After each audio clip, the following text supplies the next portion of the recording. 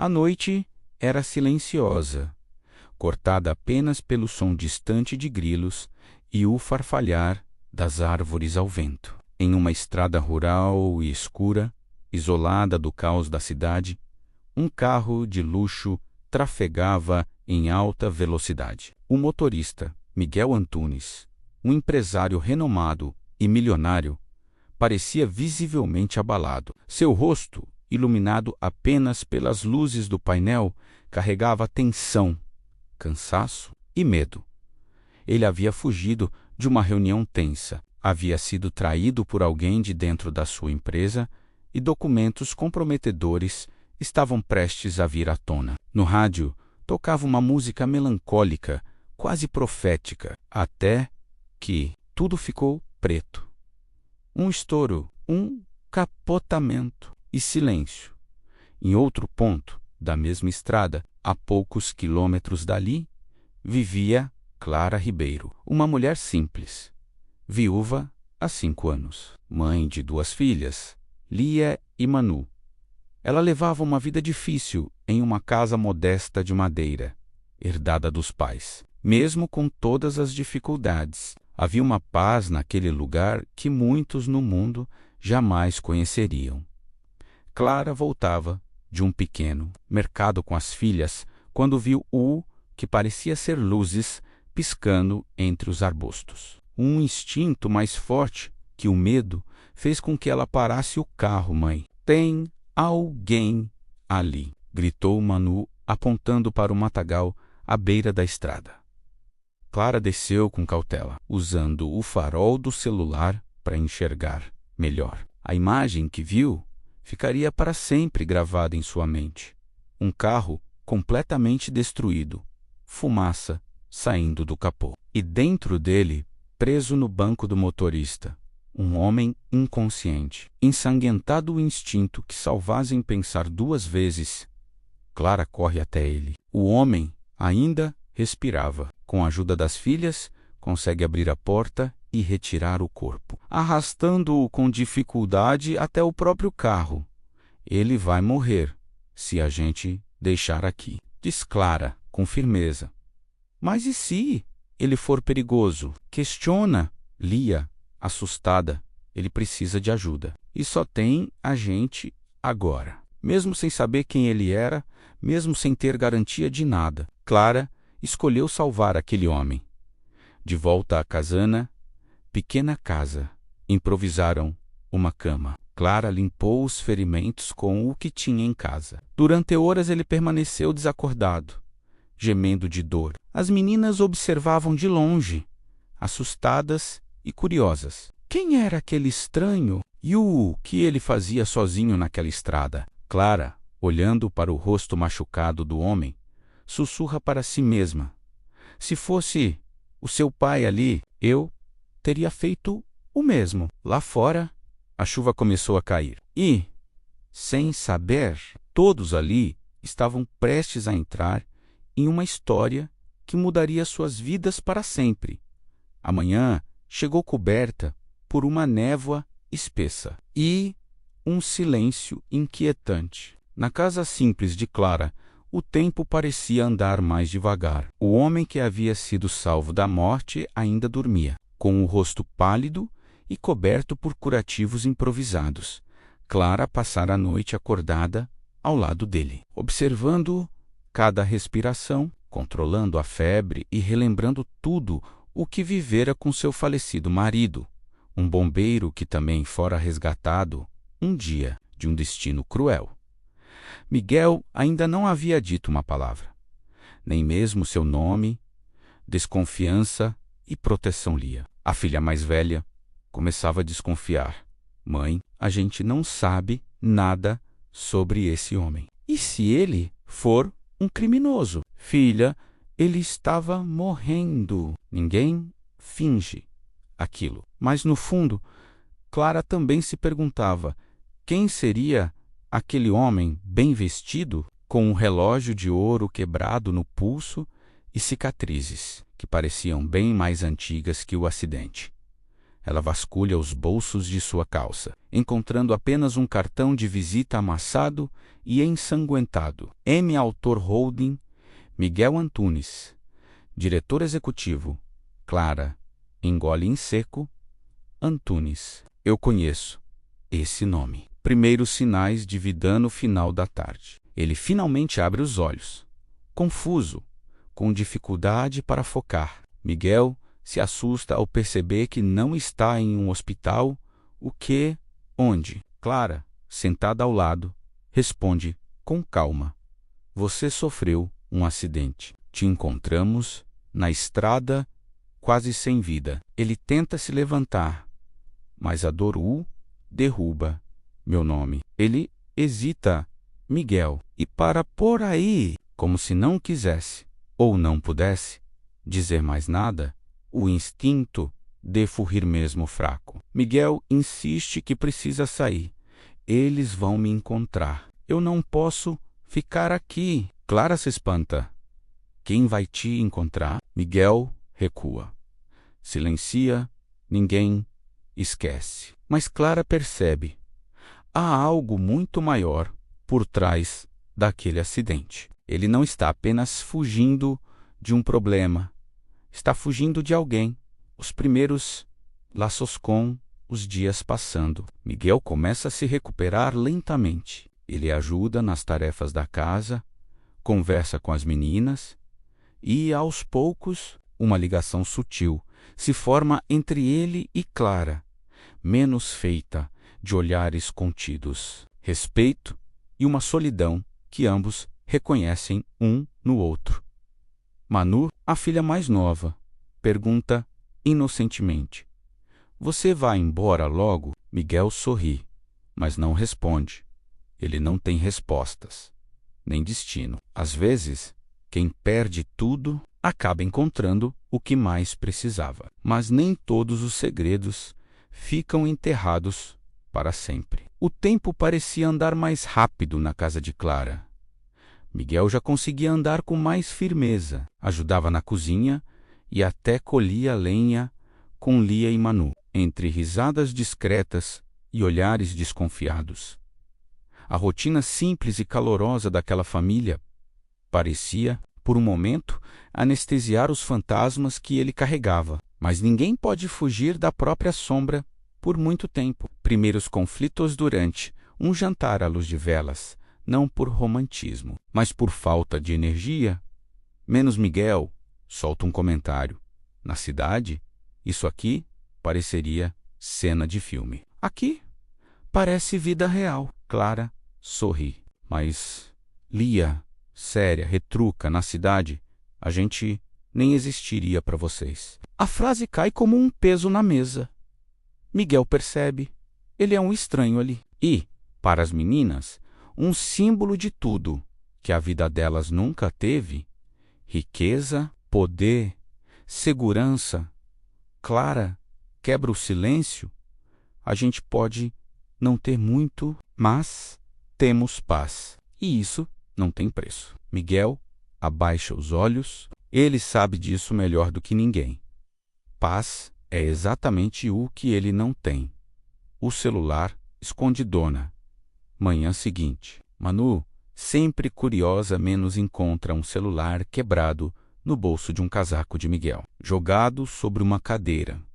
A tela, rachada, exibe um papel de parede com uma mulher e um menino. Ela corre até Clara. Mãe, esse homem tem família? Clara olha o celular e congela. Miguel nunca mencionou mulher, nem filhos, nem nada. Mais uma pergunta sem resposta. Confronto inevitável naquela noite. Clara o confronta. Miguel, preciso saber. Você tem alguém esperando por você? Ele hesita. Encara Clara. Depois olha para o chão. Tinha um filho, Davi. Minha ex-esposa me odeia. Ela acha que eu escolhi o dinheiro ao invés da família. E, talvez, tenha razão. Clara escuta, com empatia, mas em silêncio. Miguel continua.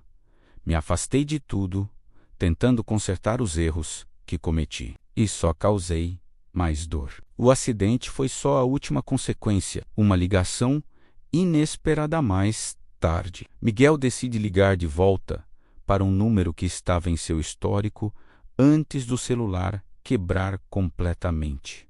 Sinal fraco. Vozes cortadas, mas o que ele ouve muda tudo. Miguel, onde você está? Eles estão atrás de você. Vazaram os contratos. Sumir foi a pior escolha. Eles acham que você está morto. A ligação cai. Clara ouve tudo.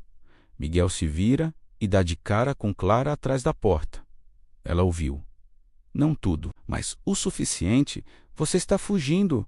De quem, Miguel? Ele não responde, mas seu silêncio grita mais alto que qualquer resposta.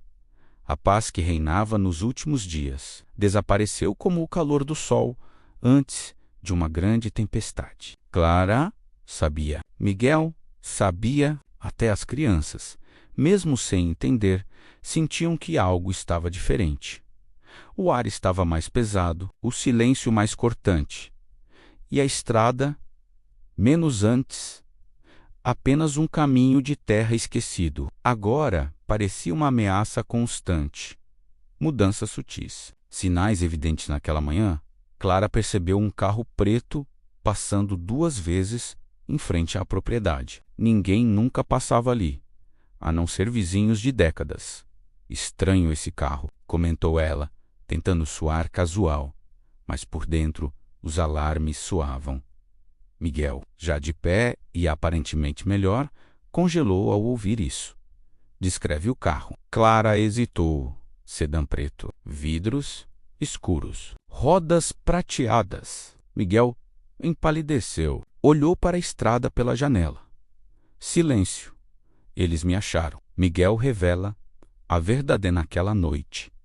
Clara exigiu respostas, sem rodeios, sem meias palavras. E Miguel, pela primeira vez, abriu o jogo. A empresa que eu fundei virou um poço de corrupção. Descobri contratos ilegais, lavagem de dinheiro. Quando ameacei denunciar, fui ameaçado. E quando fui exposto, me colocaram como culpado. Fugir era a única opção. Você está sendo caçado? Clara perguntou. Incrédula, sim. E se estiverem me seguindo? Vocês estão em risco também. Clara toma uma decisão na manhã seguinte. Clara, arruma uma mochila para Miguel. Você vai embora hoje. Miguel não discute. Ele entende. Mas antes de sair, olha para Manu e Lia, brincando no quintal. Essa foi a primeira vez em anos que me senti humano. Clara, evita o olhar. Às vezes, ser humano é saber quando é hora de partir. Ele parte. Mas a tempestade não. A tempestade chega, de verdade naquela noite. Uma forte chuva desaba sobre o vilarejo. Raios cortam o céu. A energia cai. Tudo vira escuridão. Lia, preocupada, pergunta. Mãe, por que está tão escuro? Clara acende uma vela. É só uma chuva forte. Vai passar, mas, do lado de fora, o carro preto está de volta. E dessa vez, não passa direto. A tempestade ainda rugia lá fora quando Clara ouviu a batida na porta. 3 toques secos, firmes, autoritários. Toque, toque. Lia, assustada, segurou firme a mão da mãe. Manu, de olhos arregalados, sussurrou. É o homem do carro preto, né? Clara respirou fundo, pegou uma lanterna e caminhou até a porta, com o coração acelerado. Ao abrir uma fresta, deu de cara com 2 homens de terno, encharcados pela chuva, com expressões sérias e olhos que varriam cada canto da casa, antes mesmo de serem convidados a entrar. Boa noite. Somos investigadores particulares. Estamos procurando por Miguel Antunes. Você viu ou ouviu falar dele por aqui? Clara hesita. Pela primeira vez, mente, não. Só conheço pelo nome. Vi na TV. Os homens se entreolham. Tem certeza, senhora Clara? Sabemos que ele pode estar ferido, e há relatos de que foi visto na região há alguns dias. Ele é uma pessoa perigosa. A tensão aumenta enquanto um dos homens continua conversando. O outro dá um passo para dentro da varanda, olhando para dentro da casa sem permissão. Posso dar uma olhada rápida? É protocolo. Clara fecha a porta ainda mais. Com todo o respeito, senhor, mas sem mandado, não entra ninguém. O homem força um sorriso. Entendemos, mas saiba que, se estiver escondendo alguém, pode ser considerada cúmplice. Pense bem nas suas filhas. A ameaça era clara. E, pessoal, Miguel retorna. Pela janela horas depois da partida dos homens, no meio da madrugada, Clara ouve um barulho na janela da cozinha. Ela pega um bastão e corre para ver. É Miguel. Eles estiveram aqui, diz ela, sem emoção. Miguel entra, molhado, pálido e visivelmente assustado. Eu vi o carro. Voltei para protegê-las. Eles não vão parar. Clara respira fundo. Ela está entre dois fogos: proteger suas filhas ou abandonar o homem que salvou. Verdades não de Tasna. Sala Clara encara com dureza. Você mentiu para mim. Disse que só estavam te acusando. Mas pelo que ouvi deles, há muito mais nisso. Lavagem de dinheiro, pessoas sumidas, gente influente querendo você morto. É isso mesmo? Miguel abaixa a cabeça. Não sou santo, Clara, mas não sou bandido. O que eu descobri pode destruir muita gente poderosa. Por isso, querem me calar. Então por que você não vai embora de vez? Miguel encara Clara com sinceridade, porque essa foi a primeira vez que alguém me tratou como homem, e não como um monstro ou uma manchete de jornal. Eu não queria envolver vocês. Mas agora já é tarde. Uma nova decisão clara caminha até o quarto das filhas. As observa dormindo e então decide. Ela volta até Miguel. A partir de agora, a gente vai fazer do nosso jeito. Se vão vir atrás de você, então a gente vai à frente. Chega de se esconder. Chega de fugir. Miguel a encara, um misto de surpresa e admiração.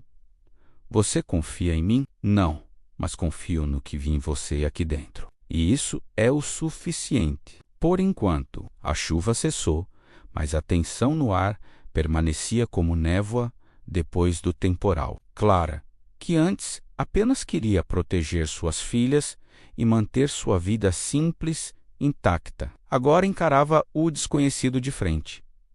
Miguel estava no limite, física e emocionalmente. Sabia que não podia mais correr e sabia que, dessa vez, não estava sozinho. Revirando o passador Clara, colocou sobre a mesa tudo o que haviam conseguido reunir: o celular quebrado de Miguel, um pendrive com documentos que ele trouxera escondido no casaco e uma pasta com cópias de contratos que, segundo ele, conectavam grandes empresários, políticos e até um juiz em um esquema de corrupção bilionário. Miguel explicou: esses documentos provam que eu não estava envolvido. Eu ia entregar isso ao Ministério Público, mas me silenciaram antes. Só que agora, com sua ajuda, ainda dá tempo. Clara olhou para o pendrive. Se isso for tudo o que você diz que é, a gente precisa de alguém confiável, que esteja fora desse jogo sujo. Aliado inesperado, Miguel lembra de um velho amigo dos tempos da faculdade de Direito, Dr. Breno Almeida. Agora, um pequeno advogado do interior, idealista, honesto e conhecido por cutucar onças com vara curta. Clara toma a frente. Então, vamos até ele. Hoje não podemos ir pela estrada principal. Eles têm olheiros. Miguel alerta.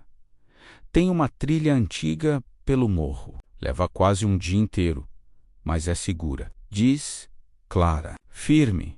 Partida em silêncio ao amanhecer. Miguel e Clara partem com mochilas e um galão de água, deixando as meninas com Dona Lourdes, a vizinha mais confiável da vila. Clara beija as filhas com um nó na garganta. A mamãe volta logo. E quando voltar, vai ser para ficar de vez. Manu pergunta baixinho. Vocês vão lutar contra os vilões, né? Clara sorri, com lágrimas nos olhos. Sim, meu amor. E vamos vencer. A escalada e o cansaçoa. Trilha não é fácil. Lama, pedras soltas, ar rarefeito. Mas cada passo é mais do que físico. É um rompimento com o medo. Em certo momento, Miguel para, ofegante. Você devia ter me deixado morrer naquela estrada. Clara para, encara ele com força nos olhos. E deixar que eles ganhassem. Que tipo de gente você acha que somos? Miguel desaba, por um instante. Pela primeira vez, chora, não de dor, mas de culpa.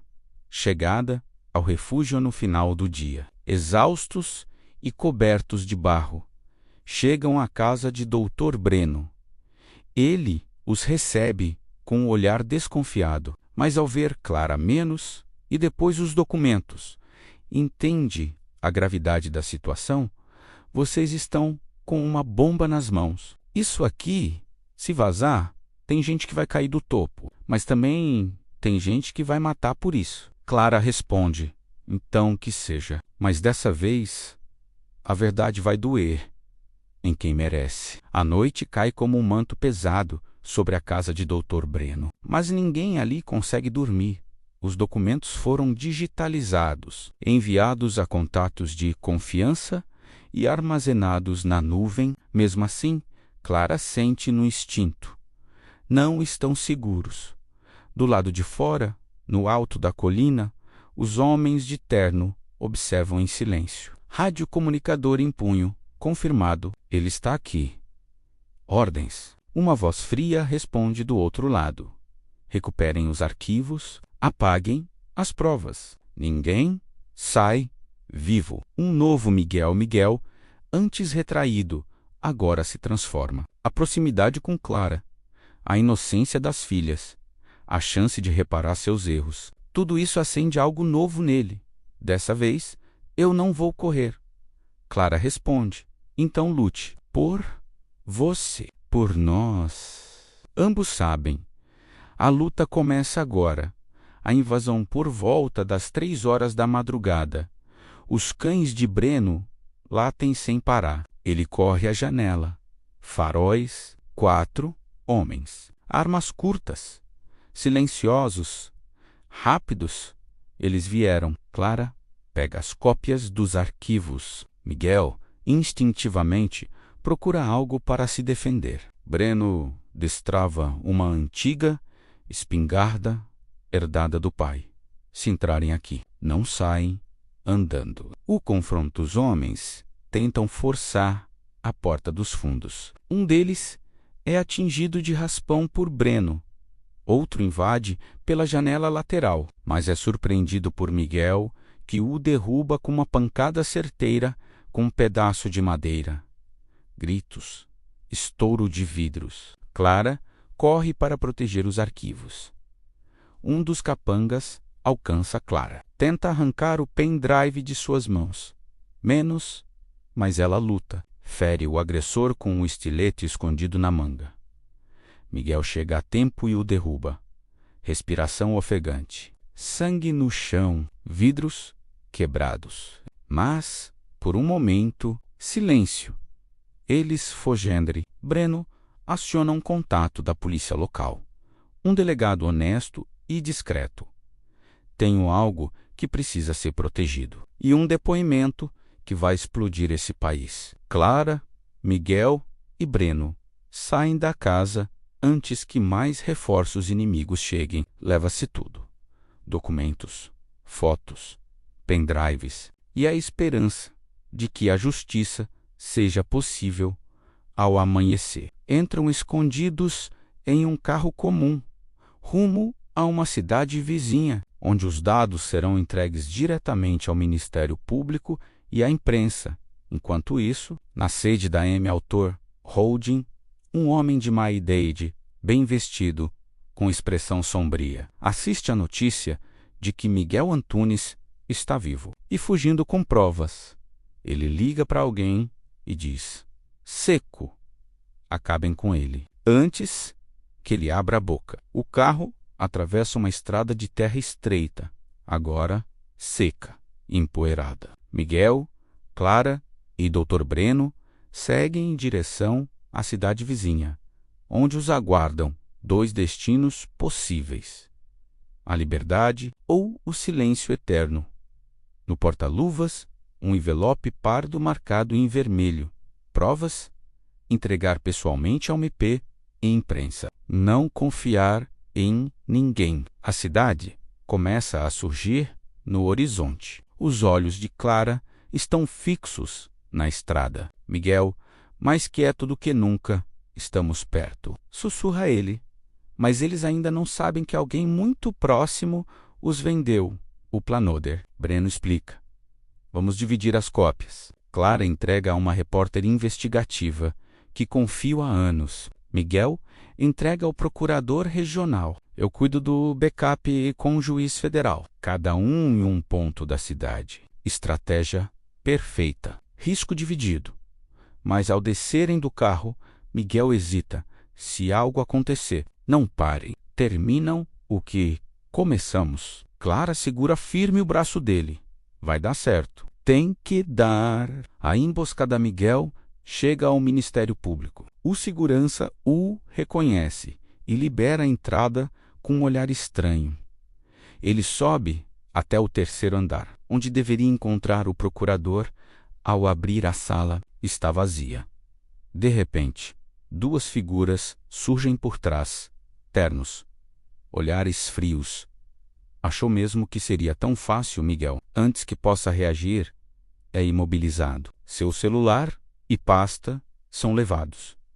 Mas o que eles não sabem é que Miguel não estava com os arquivos originais. Enquanto isso, Clara encontra a repórter no café combinado. Entrega o pendrive, o dossiê, os contatos. A jornalista experiente reconhece nomes fortes, contratos absurdos, movimentações milionárias. Se isso for verdade, amanhã esse país acorda diferente. Mas antes que possam sair, Clara recebe uma mensagem de Breno. Miguel foi levado. Sumiram com ele. Tudo era armadilha. Clara, gelada, entende: alguém os traiu. E tudo leva a crer que foi alguém de dentro do sistema.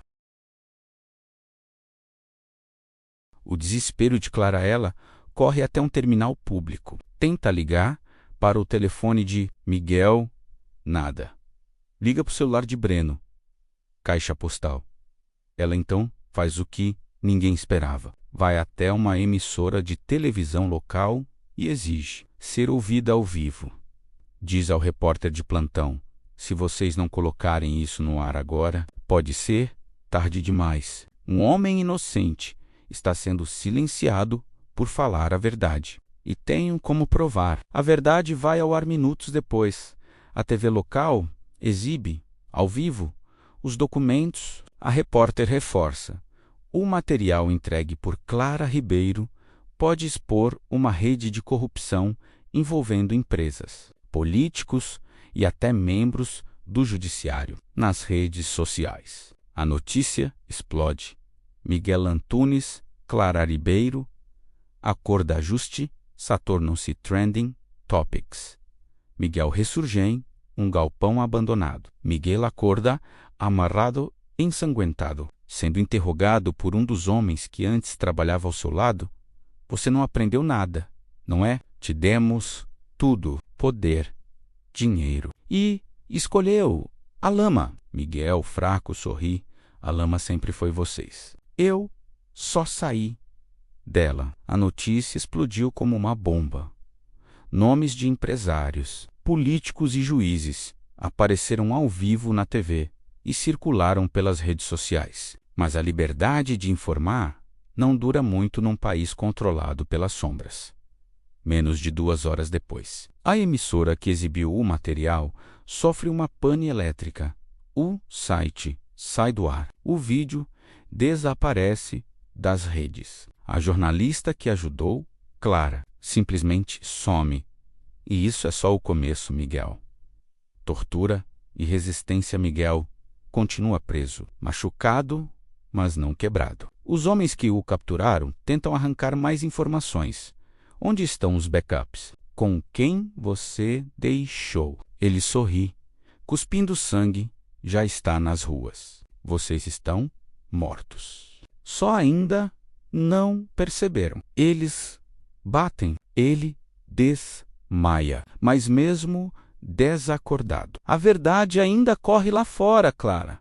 Da voz a fugar depois de entregar o material à mídia e expor tudo ao vivo. Clara agora é o novo alvo. Seu nome e rosto estão nas notas falsas, espalhadas em sites manipulados. Mulher envolvida com ex. Empresário corrupto. Foge com arquivos falsificados. Manipulação emocional. Clara Ribeiro está usando as filhas como escudo. Mas o povo já viu a verdade. E muitos não estão acreditando nas mentiras.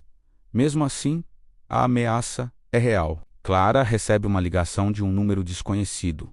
Se quiser ver suas filhas vivas, pare agora. Ela empalidece. Corre até a casa de Dona Lourdes. As meninas não estão lá. O sequestrou as filhas de Clara, foram levadas. Lia e Manu. Um bilhete no chão, em letras recortadas. Você quer ser mártir? Vai ser sozinha. Entregue os arquivos restantes. Ou enterre suas meninas. Clara cai de joelhos. O mundo gira, mas ela se levanta.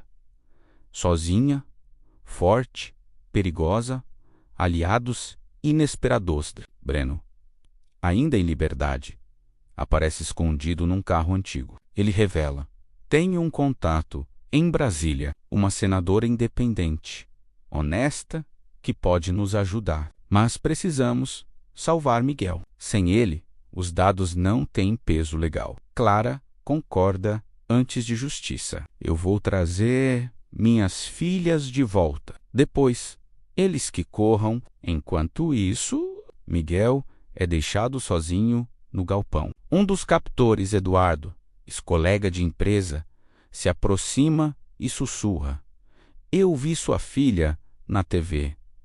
Tá viva, mas não por muito tempo. Miguel finge estar inconsciente. E quando Eduardo vira as costas, ele age.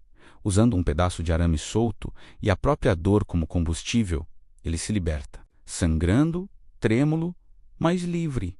A noite desce pesada sobre a cidade. Clara, com o rosto marcado pela exaustão e a dor da separação, segura firme o celular. Do outro lado da linha, o contato misterioso da senadora independente confirma que há esperança. Temos informações da localização das suas filhas, mas é um lugar cercado. Você vai precisar de ajuda. Clara respira fundo, olhando para o retrato das meninas na mesa. Não vou esperar. Vou buscá-las agora. Formando a equipe. Breno aparece em um ponto combinado com uma mochila cheia de equipamentos e um sorriso tenso. Não sou mais só um advogado. Tenho contatos. E hoje eles estão do nosso lado. Clara conhece Paulo, um ex-militar, que trabalha como segurança particular, que topa ajudar sem perguntar muito.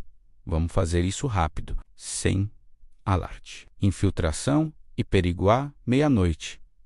O trio avança em direção ao galpão, onde Lia e Manu estão mantidas. O local é escuro, cercado por câmeras e guardas armados, com passos silenciosos e coração acelerado. Eles desarmam sistemas de segurança, evitam câmeras e enfrentam os primeiros capangas. O reencontro após uma sequência tensa. Clara abre a porta do cômodo onde as meninas estão amarradas.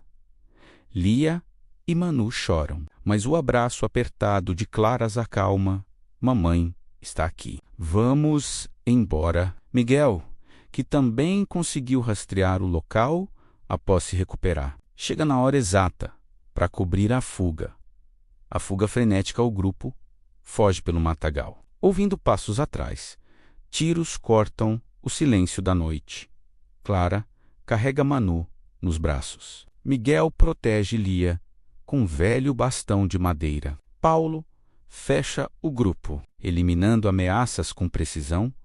Novo começo ao amanhecer, já longe do perigo. O grupo para em uma pequena clareira. Clara observa as filhas, que finalmente sorri.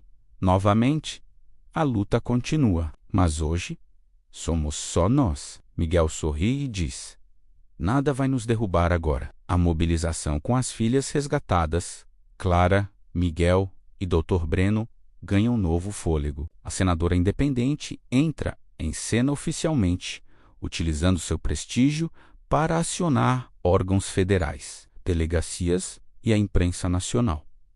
A pressão cresce, investigações são abertas. Vários nomes começam a ser envolvidos publicamente. O cerco aos poderosos magnatas e políticos corruptos sentem a pressão e começam a se virar uns contra os outros. Medo, traição e paranoia tomam conta dos seus círculos fechados. O grande julgamento após meses de investigações. O tribunal finalmente abre o processo contra os principais envolvidos. Clara e Miguel testemunham, expondo toda a rede criminosa.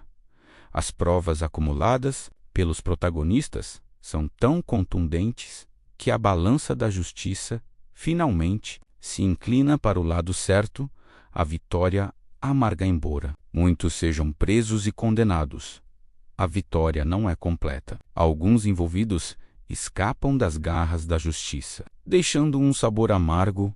Clara, porém, encontra paz no olhar das filhas. Sabendo que sua luta mudou a história, o Recomeço Miguel abre uma organização não governamental dedicada a ajudar vítimas de corrupção e injustiça. Clara retoma sua vida com as filhas, agora seguras, mas nunca esquecendo o preço pago. O último plano mostra Clara e Miguel em um encontro silencioso. Com um olhar de respeito e esperança, a justiça pode tardar, mas quando chega, nenhum segredo escapa. E mesmo nas noites mais escuras, a coragem de alguns pode iluminar o mundo. Gostou do vídeo? Não se esquece de deixar o like, se inscrever e ativar o sininho. A te aproximar.